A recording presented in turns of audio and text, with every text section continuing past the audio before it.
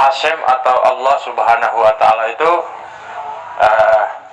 sesuatu yang tidak kelihatan, kemudian mengapa disembah? Eksistensinya, meskipun dia tidak terlihat, dia tidak bisa dibayangkan oleh siapa manusia, oleh manusia siapapun, tapi dia maha bisa membuktikan dirinya ada dengan bentuk teofaninya. Sekarang yang jadi pertanyaan, apakah SBT bisa membuktikan dirinya ada? Silakan. Angin itu tidak ada satu manusia di bumi ini yang mengetahui bentuk dan warnanya, tidak pernah melihat bentuk dan warnanya, tetapi kita percaya. Logikanya, jika ciptaannya saja kita tidak pernah melihat bentuk dan warnanya, tetapi kita percaya ada, tentunya bagaimana dengan yang maha pencipta? Gitu. Allah itu maha hadir. Tetapi apakah kemudian diartikan bahwa Allah itu hadir, kemudian dia nusum menjadi makhluk gitu, hadir di tengah-tengah manusia gitu? Kamu salah memahami itu, makanya saya tidak pernah simpatik dengan pemahaman kamu. Bagi yang suka tolong like and share. Sudah bro,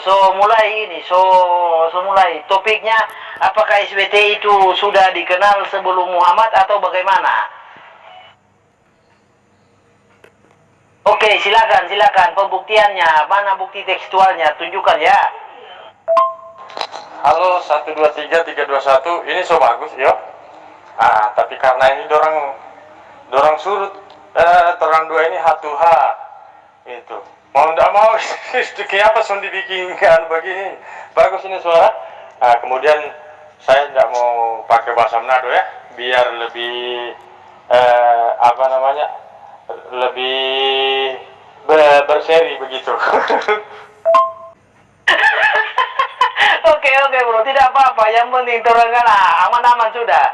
Sebentar kita kok ndak enak lebar cerita, padahal lagi bercerita ada tuh siapa DP nama itu Om Hamba atau siapa, aduh ndak bagus kok bercerita kalau memangnya. Oke, silakan lanjut tuh, buktikan bro. Begini bro, saya lebih tertarik tadi apa itu pembahasan tentang Allah Subhanahu wa Ta'ala itu tidak kelihatan, sehingga orang yang menyembah sesuatu yang tidak kelihatan itu artinya itu tidak tepat begitu. Nah, saya tertarik sebenarnya bahas ini itu, baru kemudian mungkin kita bisa melebar kemana-mana begitu kira-kira bro. Oke, silakan. Oke, silakan, terserah bro yo DP topik. Oke, silakan, siap. Oke, berarti kita sepakat bahwa Hasem atau Allah Subhanahu wa Ta'ala itu sesuatu yang tidak kelihatan, kemudian mengapa disembah? Sudah jelas-jelas tidak kelihatan, kenapa melakukan penyembahan kepada yang tidak kelihatan, kira-kira begitu ya. Maka ini adalah salah satu yang sangat keliru. Jika kita menyembah kepada sesuatu yang ternyata tidak kelihatan, kok bisa disembah? Begitu ya bro ya? Begini bro, klarifikasi. Memang Hasem dalam eksistensinya sebagai roh, tidak ada yang tahu, tidak ada yang bisa melihatnya. Tetapi bukan suatu keterbatasan bagi dia untuk menunjukkan bahwa dia ada, tidak. Hasem bisa menunjukkan dirinya ada. Terbukti kepada Musa, dia menyatakan dirinya di semak api, di semak belukar. Baru kepada Israel dalam bentuk teofani, ya, dalam bentuk teofani dia menunjukkan kuasanya dalam tiang awan dan tiang api. Seperti itu bro, dan masih banyak lagi. Dan bahkan setiap nabi-nabinya dikaruniai oleh Hasem. Dia dikaruniai melihat Hasem dalam bentuk teofani, entah itu dalam bentuk manusia, entah itu dalam bentuk apapun yang disukai, yang dikehendaki oleh Hasem. Jadi manusia itu bisa mendengar Hasem, melihat Hasem dalam bentuk teofani. Jadi Hasem itu maha bisa membuktikan eksistensinya. Meskipun dia tidak terlihat, dia tidak bisa dibayangkan oleh siapa manusia, oleh manusia siapapun, tapi dia maha bisa membuktikan dirinya ada dengan bentuk teofaninya. Sekarang yang jadi pertanyaan, apakah SBT bisa membuktikan dirinya ada? Silakan. Oke, terima kasih. apakah eksistensi daripada Allah Subhanahu wa Ta'ala itu ada atau tidak? Nah, jika kita harus mau merujuk bahwa eksistensi daripada Allah Subhanahu wa Ta'ala itu harus kelihatan, barulah kita percaya. Maka satu pertanyaan kepada bro yang ingin saya ajukan, ya, mohon untuk disimak. Konteksnya adalah kelihatan atau tidak kelihatan, baru kita percaya ada. Sebelum kita memasuki tentang Allah Subhanahu wa Ta'ala yang tidak kelihatan, tetapi bagaimana kemudian eksistensi daripada Allah Subhanahu wa Ta'ala itu ada atau tidak. Sekarang mari kita merujuk kepada ciptaannya. Bro bisa percaya angin itu ada, sementara bro tidak pernah melihat bentuk dan warnanya seperti apa. Saya mau mengajukan pertanyaan, kenapa bisa bro percaya bahwa angin itu ada, sementara angin itu tidak kelihatan, tapi bro bisa percaya bahwa angin itu ada? Begitu. Begini bro, soalan seperti itu, analogi seperti itu gampang sekali untuk membantahnya. Kenapa saya bilang gampang sekali? Angin tidak mungkin berbicara, angin tidak mungkin memiliki suara dan berkata kepada Musa, "Hai Musa, inilah 10 firmanku, dengarkanlah perintah ini Musa." Iya kan? Bro, paham maksud saya? Angin tidak mungkin berbicara, angin tidak mungkin menunggang balikan terarah kepada Mesir. Ya, bro paham maksud saya?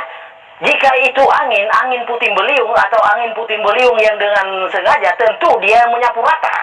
Bukan hanya Mesir yang disapu, tetapi sampai Israel. Tetapi kenapa dia tertuju kepada Mesir? Kenapa angin itu hanya menyapu rata Mesir? Artinya angin itu ada yang mengendalikan, bro. Ya, dan awan api. Apakah ada awan api, bro? Apakah ada awan api? Coba bro bisa paham maksud saya? Jika itu angin, tidak mungkin angin berbicara, tidak mungkin angin mengatakan firman-Nya, tidak mungkin Musa mengetahui menulis isi Torah jika angin tidak punya suara. Lalu angin seperti apa? Lalu adakah angin yang seperti yang dinyatakan oleh Musa, yang dialami oleh Muhammad? Adakah angin seperti itu? Bisa bro buktikan. Maksud saya begini bro, kalau segala sesuatu itu harus kita percaya dengan cara kita harus melihat, ya, maka ini adalah sesuatu yang sangat tidak logis.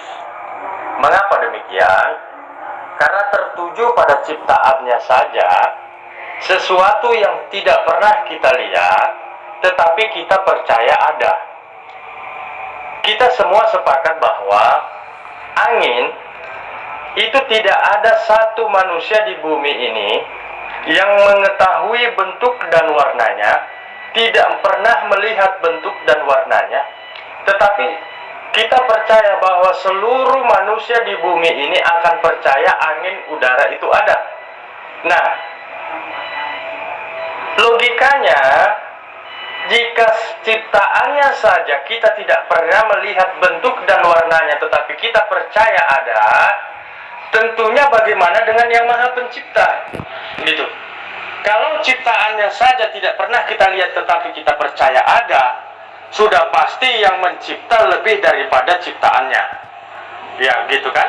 Nah, artinya ini membuktikan eksistensi daripada Tuhan itu, Allah Subhanahu wa Ta'ala, ada, walaupun kita tidak pernah melihatnya. Dibuktikan dengan ciptaannya, kita tidak pernah melihat bentuk dan warnanya, kita tidak pernah melihat rupa angin itu seperti apa, tetapi kita percaya bahwa angin itu ada. Ini baru dari ciptaannya. Begitu bro. Begini bro, bentuk ya oke lah, saya akui, saya setujui Anda menganggap itu adalah angin. Tetapi angin yang dikendalikan, angin yang dalam bentuk kuasa. Paham maksud saya, bro? Angin yang bekerja di dalam bentuk kuasa, di dalam pengendalian, bukan angin sembarang angin. Angin yang menulis perintahnya, hukumnya di dalam dua loh batu, dan dua loh batu itu disaksikan oleh Israel, bahkan Musa melihatnya. Angin yang disaksikan oleh Mesir yang mati di tenggelam di laut Merah, itu angin yang menunggang balikan kereta-kereta Mesir. Apa ada angin yang bertepatan? Oke, Anda berkata itu adalah angin, tapi angin itu ada yang mengendalikan. Maksud saya itu adalah bukti penyataan kuasa Hasim, bukti eksistensi Hasim, bukti kuasa Hasim yang dinyatakannya di dalam bentuk angin, di dalam bentuk teofani yang Anda maksudkan. Saya minta buktinya. Seberapa banyak atau seberapa banyakkah bukti itu dinyatakan kepada Muhammad? Jika memang SWT itu maha ada, kenapa tidak ada bukti sama sekali tentang hal-hal seperti itu, tentang kuasanya yang disaksikan oleh Muhammad dan kawan-kawan? Ingat, bro, Yahudi mempercayai Tuhan itu karena bukti kuasa. Kita bertolak dari Yahudi. Yahudi mempercayai Tuhan, mempercayai Allah dari bentuk kuasanya yang nyata terlihat. Entah itu bertindak angin yang diperintahkan, entah apa itu yang diperintahkan, api yang diperintahkan, itu terserah. Yang penting kuasanya nyata terlihat. Ya, paham maksud saya, bro? Jadi, begini, karena Hasim diperkenalkan oleh Musa, tentu Hasim memenuhi keinginan Musa. Artinya Hasim berkolaborasi dengan Musa. Hasim berkolaborasi dengan Musa. Musa menulis tentang Hasim. Hasim membuktikan dirinya ada dan tidak mempermalukan Musa di hadapan Israel. Ya, seperti itu maksud saya, bro. Jadi Muhammad yang menulis tentang SWT, apakah SWT tega mempermalukan Muhammad di tengah kaum Mekah dengan tidak menunjukkan bukti secuil pun kekuasaannya yang dinyatakan kepada Muhammad, yang disaksikan oleh Muhammad dan kawan-kawan? Apakah seperti itu? Hasim membuktikan kuasanya itu dengan menyatakan, itu sama seperti menyatakan dia ada. Lalu SWT menyatakan dia ada dengan cara apa, bro? Dengan cara apa? Jika tolak ukur adalah Yahudi, tentu Yahudi tidak akan percaya. Jika hanya klaim, sorry, bro, bukan apa saya bermaksud mengatakan itu, tetapi memang itu klaim, bro. Karena pembuktian yang real, pembuktian yang bisa dianggap itu bukti yang real, yang bisa diakui untuk menyatakan SWT ada, adalah kuasanya yang dinyatakan kepada Muhammad dan kawan-kawan. Itu, bro, entah itu dalam bentuk angin yang teratur atau bentuk apa, yang penting itu kuasa yang dinyatakan kepada Muhammad dan kawan-kawan. Seperti itu, bro. Maksud saya begini, bro. Saya ingin memberi satu atau ingin merubah paradigma, bro, berpikir. Jika segala sesuatu itu kita percaya harus terlihat, maka ini sangat tidak logis. Mengapa? Karena ciptaannya saja kita tidak pernah melihat bentuk dan warnanya, tetapi kita percaya ada. Begitu. Nah, kalau ciptaannya kita percaya tetapi kita tidak pernah melihatnya, mengapa kita tidak percaya kepada yang menciptakan? Begitu. Tentunya kalau ciptaannya kita percaya ada tetapi tidak pernah kita melihatnya, maka sudah sangat logis jika yang mencipta itu kita tidak pernah melihatnya, tidak pernah mendengarnya, tetapi kita percaya bahwa yang menciptakan itu ada. Eksistensi daripada yang mencipta itu lebih daripada ciptaannya. Begitu kan, bro?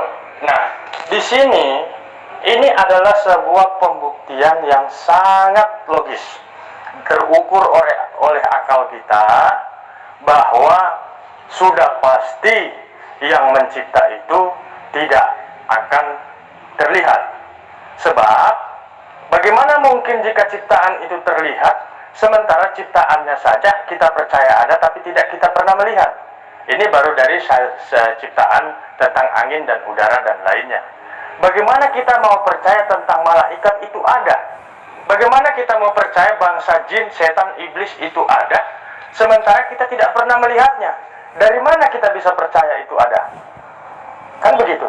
Jadi secara logis yang sangat relevan ya, bahwa Allah Subhanahu wa taala itu kita bisa buktikan eksistensinya ada ketika kita mengukur dari ciptaannya, kita tidak pernah melihatnya, kita tidak pernah tahu bentuknya, warnanya seperti apa, tetapi kita percaya ada. Iya kan, bro? Begini bro, jika memang SWT Maha Kuasa, tentu itu bukan sesuatu hal yang sulit bagi dia untuk menyatakan dirinya, untuk menyatakan kuasanya di hadapan Muhammad. Ya, begitu juga Hasim karena dia Maha Kuasa, jadi itu bukan sesuatu mustahil bagi dia. Dia mampu membuktikan dia ada. Hasim mampu membuktikan dirinya ada. Dan itu sudah dilakukan Hasim dan disaksikan oleh Musa, bahkan disaksikan oleh seluruh Israel. Bahkan bukan hanya Israel, seluruh nabinya. Bahkan atas pengakuan, atas kesaksian, atas penulisan Musa, Abraham pun melihat bentuk teofani Hasim. Ya, itu maksud saya bro. Jadi semua nabi, hakimnya atau siapapun yang dikehendaki Hasim pasti melihat bentuknya dalam teofani. Pasti. Lalu kenapa Muhammad tidak bisa? Maksud saya begini bro, sesuatu yang logis itu adalah sesuatu yang bisa dipercaya. Logis itu bisa dipercaya, bisa dilihat buktinya. Ya, eksistensinya, kuasanya bisa dilihat, bisa kita saksikan dengan mata telanjang. Itu yang logis. Saya bertanya, jika SWT itu Maha Kuasa, apakah dia tidak bisa Maha Hadir? Tentu SWT tidak kehabisan akal untuk membuktikan dirinya hadir. Tidak. Jika dia memang benar-benar Maha Kuasa, tentu dia tidak akan kehabisan akalnya. Dia pasti menggunakan cara apapun untuk membuktikan dirinya kepada Muhammad. Ingat, harus kepada Muhammad, karena yang menghadirkannya di dalam dunia ini, yang memperkenalkannya adalah Muhammad. Seperti Hasim yang memperkenalkan adalah Musa. Jadi Hasim tidak mempermalukan Musa. Hasim menunjukkan keberadaannya di hadapan Musa dan disaksikan oleh Israel. Seperti itu. Dan SWT itu dihadirkan dan diperkenalkan oleh Muhammad ke dalam dunia. Jadi pantaslah sanad perawinya harus merujuk kepada Muhammad, karena Muhammadlah yang memperkenalkan, bukan siapa-siapa. Jadi bukti penyataan kuasanya harus sanad perawinya kepada Muhammad dan disaksikan oleh kawan-kawan Muhammad. Seperti itu bro. Begini bro, kita berargumentasi berargumentasi secara akademis, ya. Mari kita coba mengungkap secara teologis, ya. Kita kebelakangkan dulu tentang Maha Kuasa, kita kebelakangkan dulu tentang yang lainnya, karena saya pikir kalau kita itu berdialog, kita ingin mempertahankan bahwa agama kita ini benar, ajaran kita ini benar, lalu kita mengkritisi ajaran agama orang itu nggak benar. Ini sampai kapanpun tidak ada selesainya, karena itu sudah jelas kita adalah berbeda keyakinan, berbeda kepercayaan. Tentunya kita akan mempertahankan setiap keimanan yang ada pada kita. Tetapi di sini saya lebih ingin membuktikan bahwa jika persyaratan kita harus membuktikan Tuhan itu ada, barulah kita percaya. Ya, maksudnya kita harus membuktikan bahwa Tuhan itu harus syaratnya terlihat, baru kita percaya ada. Maka sudah pasti ini sangat bertolak belakang. Mengapa demikian? Bagaimana mungkin ciptaannya saja kita percaya ada, sementara kita tidak pernah melihatnya, sementara kita tidak pernah tahu bentuknya, tetapi kita percaya ciptaannya itu ada. Tentunya ini merupakan satu petunjuk kepada kita ya, membenarkan bahwa tidak etis jika kita harus melihat dulu bentuk Tuhan itu baru kita percaya ada. Sebab ciptaannya saja tidak pernah terlihat, tetapi kita percaya ada. Nah, artinya ini membuktikan eksistensi daripada Allah Subhanahu wa Ta'ala itu tidak terlihat, tidak kita pernah dengar, kita tidak pernah tahu bentuknya, tetapi maka sudah pantas kita harus percaya bahwa Allah Subhanahu wa Ta'ala itu ada. Karena jika kalau kita harus melihatnya dulu baru kita percaya, pertanyaan yang sangat besar, mengapa kemudian ciptaannya kita tidak pernah melihatnya lalu kita percaya? Kan begitu. Bagaimana mungkin kita percaya jin, malaikat itu ada sementara kita tidak pernah melihatnya? Gitu. Tentunya kalau kita harus percaya, harus kelihatan dulu, maka sudah tidak cocok kita harus percaya angin itu ada. Kita tidak boleh percaya malaikat itu ada, dan kita tidak boleh percaya bangsa jin itu ada, karena kita tidak pernah melihatnya. Begitu. Iya kan? Tidak begini bro, soal agama dan ajaran yang benar dan tidak benar itu gampang sekali melihatnya, gampang sekali mengukurnya bro. Apa itu tolak ukurnya? Tolak ukurnya adalah apa yang disembahnya, ya. Tolak ukurnya adalah apa yang disembah. Seperti itu bro. Jika apa yang disembah itu mampu membuktikan dirinya ada, itu yang benar. Jika apa yang disembah tidak bisa membuktikan dirinya ada, maka apa yang bisa dibenarkan? Apa yang bisa dibenarkan dari apa yang tidak bisa membuktikan dirinya ada? Itu paham maksud saya bro? Oke, silakan. Jadi begini bro, saya tidak mau mengutak-atik yang sudah menjadi dasar keimanan sahabat Kristen.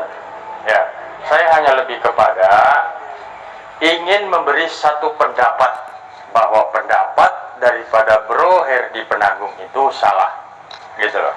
Ya, jadi konteksnya karena Bro mengkritisi mengapa kemudian orang Islam itu menyembah sesuatu yang tidak kelihatan. Menurut Bro Herdi, ini adalah sesuatu yang sangat keliru. Tidak dilihat kok disembah, kan kira-kira seperti itu. Nah, saya tidak ingin mengotak-atik yang sudah menjadi prinsip keimanan sahabat Kristen, ya. Hanya saya ingin memberi satu sanggahan bahwa ya umat Islam itu ya sangat logis. Dari kelogisan itu membuktikan bahwa eksistensi daripada Allah Subhanahu wa Ta'ala itu ada, ya. Kita bisa buktikan dari ciptaannya. Ya, untuk mengukur semua kebesaran Allah Subhanahu wa Ta'ala itu dan kemahaciptaannya yang disembah oleh umat Islam, ya. Tentunya kita bisa mengukur dari ciptaannya. Begitu. Kalau ciptaannya saja tidak pernah kita lihat, tidak pernah kita ketahui, tetapi kita percaya ada, tentunya ini adalah sebuah bukti lebih-lebih kepada Allah Subhanahu wa Ta'ala. Tidak pernah kita lihat, tidak pernah kita dengar, tidak pernah kita ketahui, tetapi kita percaya ada. Itu pun didukung kebenarannya dari ciptaannya. Kan begitu. Nah, kalau segala sesuatu kita harus lihat baru kita percaya, ya, tentunya akan menghadirkan pertanyaan besar. Loh, angin saudara tidak pernah melihatnya, malaikat saudara tidak pernah melihat, bangsa jin saudara tidak pernah melihat, surga dan neraka saudara tidak pernah melihat. Kenapa kok bisa kita percaya? Begitu, sementara kita tidak pernah melihat. Kalau segala sesuatu itu harus kita lihat baru kita percaya ada, maka tentunya ini sangat tidak benar. Karena banyak juga sesuatu yang tidak terlihat tetapi kita percaya ada. Begitu bro. Bukan juga tidak kelihatan bro, bukan itu, perlu digarisbawahi. Bukan saja tidak kelihatan, tapi tidak pernah terbukti kuasanya. Kuasanya tidak pernah terbukti setitik pun di hadapan Muhammad dan kawan-kawan. Itu bro. Jadi ditambahi, mohon bro tambahi ya. tidak pernah dilihat dan tidak pernah terbukti kuasanya setitik pun di hadapan Muhammad dan kawan-kawan itu. Tambahkan itu bro ya. Bro, begini, hukum logis itu adalah hukum yang percaya dengan apa yang sesuatu terbukti. Itu logis. Jadi logis dari mana yang bro maksud? Logis yang dari segi apa bro? Logis, mau coba bawakan dari KBBI apa itu pengertian logis. Logis adalah mempercayai, adalah menerima sesuatu yang bisa dibuktikan. Itu artinya logis, ya bro? Oh, tidak bisa bro mengukur dari ciptaannya sebelum SWT hadir di dalam dunia. Bumi dan segala isinya, manusia sudah ada. Manusia sudah lalu lalang di atas bumi sebelum SWT hadir. Sebelum SWT hadir, manusia sudah lalu lalang di atas bumi. SWT hadir itu ketika Muhammad lahir. Itu. Jadi pembuktian kuasanya SWT itu haruslah kepada Muhammad. Tidak boleh merujuk kepada ciptaannya. Tidak boleh merujuk kepada Israel. Tidak boleh merujuk kepada Mesir. Sama seperti Hasim. Hasim diperkenalkan oleh Musa ke dalam dunia. Dan Hasim juga membuktikan dirinya ada kepada Musa. Dan disaksikan oleh Israel. Bahkan bangsa-bangsa Mesir pun menyaksikan. Paham bro maksud saya? Jadi tolak ukurnya seperti itu bro. Ini saya kasih bukti. Anak-anak saja yang tidak mempercayai Tuhan itu bisa kelihatan. Ya, Tuhan itu bisa kelihatan nggak? Enggak. Hah? Kalau bisa? Karena dia maha kuasa. Hah? Karena dia maha kuasa. Baik, pintar sekali. Itu anak-anak saja percaya Tuhan itu tidak bisa kelihatan. Kenapa kamu bisa percaya Tuhan itu bisa kelihatan? Yesus itu kenapa kelihatan? Hah? Yesus itu kenapa kelihatan? Enggak. Bisa kelihatan Yesus. Muka Yesus siapa? Anaknya Bung Haji. Memang betul dalam eksistensinya. Hasim dalam eksistensinya tidak kelihatan, tetapi dia menunjukkan kuasanya, dia memperlihatkan dirinya ada dengan kuasanya. Ya, Hasim memperlihatkan dia ada, membuktikan dia ada dengan kuasanya. Yang saya tagih itu mana bentuk kuasa SWT yang dinyatakan kepada Muhammad dan kawan-kawan? Mana? Dalilnya mana? Dalil tertulisnya mana? Dalil historikal tekstualnya mana? Entah itu dari Quran, entah itu dari hadis, silakan dibawa ke sini. Ya udah bro, mending bekerja sama lah, tidak mengapa. Hah? Oke, silakan. Jadi Bro Herdi, ya maksud saya begini, ya soal maha kuasa atau tidak itu nanti dulu. Ya, saya hanya lebih kepada mengkantar pernyataan Bro Herdi yang kemudian menyatakan bahwa persyaratan Tuhan itu harus dipercaya, harus dilihat dulu, ya kan? Maka saya membuktikan bahwa tidak semua sesuatu itu kita percaya, apa kita harus lihat dulu baru kita percaya, itu dibuktikan dengan ciptaannya, kan begitu? Karena ciptaannya saja kita tidak pernah melihatnya, kita tidak pernah mengetahui bentuknya, tetapi kita percaya ada, maka sudah pasti ini membuktikan bahwa Allah Subhanahu wa Ta'ala itu ada walaupun tidak terlihat, kan begitu? Nah, kalau Allah Subhanahu wa Ta'ala itu harus terlihat baru ada, maka ini sangat-sangat tidak logis, kan begitu? Bagaimana mungkin Tuhan yang Maha Pencipta bisa terlihat sementara ciptaannya tidak terlihat? Kan begitu. Nah, ketidakterlihatnya Allah Subhanahu wa Ta'ala, ya, ini membuktikan eksistensi daripada Allah Subhanahu wa Ta'ala itu tidak bisa disejajarkan dengan ciptaannya, tidak bisa disejajarkan dengan makhluknya, dan tidak bisa disejajarkan dengan apapun. Artinya di sini membuktikan bahwa Allah Subhanahu wa Ta'ala itu ada. Kan begitu. Terlebih-lebih daripada itu, ya, didukung oleh banyak ayat baik di dalam Al-Quran, begitu juga dengan kitab saudara yang saudara imani. Di Yohanes pasal 5 ayat 37 kalau nggak salah, di mana di sana Yesus sendiri mengatakan bahwa kalian tidak pernah mendengar suaranya, melihat bentuknya pun tidak pernah kalian lihat. Lalu apa yang menjadi masalah? Saya kira Islam itu sangat relevan dan logis ketika menuhankan Allah, menyembah kepada Allah Subhanahu wa Ta'ala, sekalipun Allah Subhanahu wa Ta'ala itu tidak terlihat. Loh bro, jika tidak bisa dibuktikan kuasanya, bagaimana Anda bisa percaya? Ya, Jika tidak bisa dibuktikan, bagaimana Anda bisa percaya? Jika Anda mengatakan SWT Maha Kuasa, mana bisa dia tidak bisa membuktikan keberadaannya? Itu sangat salah, bro. Hashem sudah membuktikan dirinya ada. Hashem sudah membuktikan. Sekarang giliran SWT membuktikan dirinya ada atau tidak. Ingat, bro. Ingat ya, bro. SWT diperkenalkan oleh Muhammad. Bukan siapa-siapa yang memperkenalkan. Ya.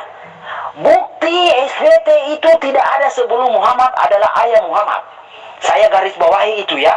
Bukti SWT itu tidak ada sebelum Muhammad, itu adalah ayah Muhammad, yang artinya Abdullah, abdi Allah. Jika memang SWT ada sebelum Muhammad, sudah pasti ayah Muhammad tidak mungkin di dalam neraka. Ya, paham maksud saya?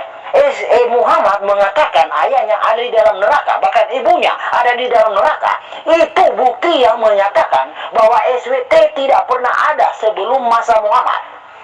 Itu bukti yang menyatakan bahwa SWT itu dihadirkan oleh Muhammad. Paham maksud saya, bro?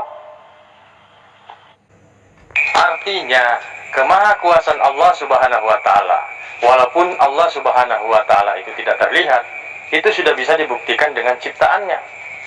Kan begitu. Tadi sudah saya tegaskan bahwa ciptaannya saja tidak pernah kita lihat, malaikat tidak pernah kita lihat, jin itu bangsa jin saja tidak pernah kita lihat. Bukankah itu adalah ciptaannya? Ya, gitu. Tolak ukur daripada Allah Subhanahu wa taala itu maha kuasa dibuktikan dengan ciptaannya. Angin tidak pernah kita melihat, udara tidak pernah kita melihat, tetapi kita percaya ada. Malaikat tidak pernah kita melihat bentuknya, bangsa jin tidak pernah kita melihat bentuknya, tetapi kita percaya itu ada. Di sini membuktikan kemahakuasaan Allah Subhanahu wa taala itu walaupun dia tidak terlihat.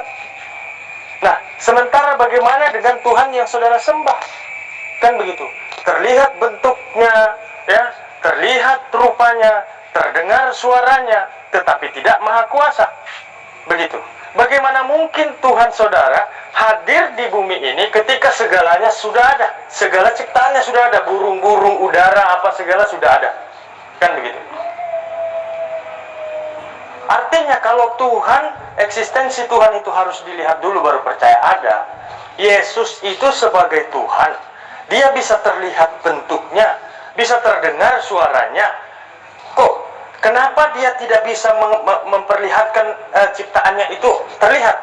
Malaikat bentuknya seperti apa, jin itu bentuknya seperti apa, udara itu tidak pernah terlihat seperti apa. Kan begitu. Jadi ini adalah sesuatu yang sangat bertolak belakang. Tuhan bisa terlihat, pencipta bisa terlihat, tetapi sebagian daripada ciptaannya tidak bisa terlihat. Kan begitu, bro. Jadi memang begini, Bro Herdi ya.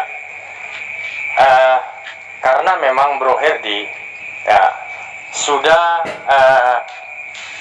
terkontaminasi dengan filosofi